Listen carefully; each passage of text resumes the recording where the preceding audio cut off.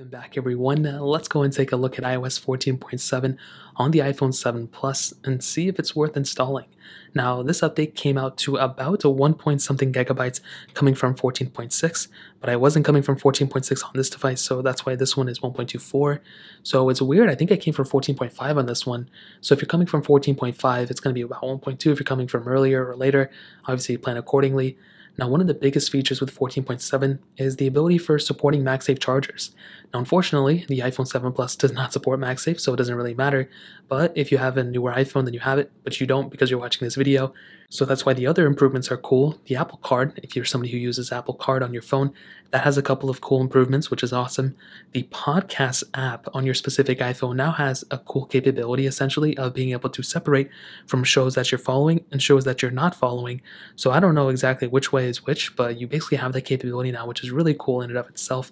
On top of that, Braille displays, now I'm reading this straight verbatim, Braille displays could show invalid information while composing mail messages, so that is another cool feature as well.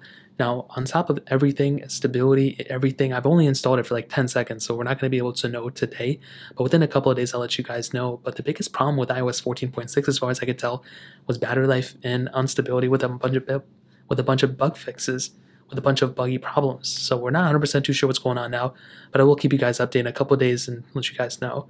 Now we do have another iPhone 7 Plus on iOS 15, so let's go and do a speed comparison between these two ones and see which one is the faster one.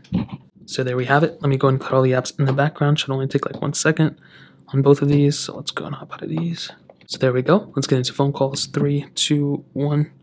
And about the same. iOS 15 is on the right. iOS 14.7 is on the left. App Store is 3, 2, 1.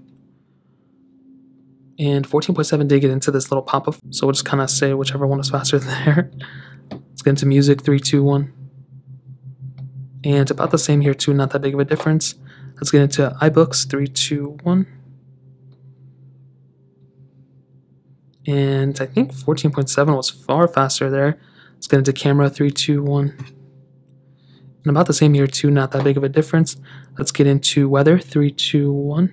Or let's not, there's some issues there. Let's do Apple TV, 3, 2, 1. And that pretty much covers it. I think iOS 15 is definitely a little bit slower. And we'll go and end it off with like home or something.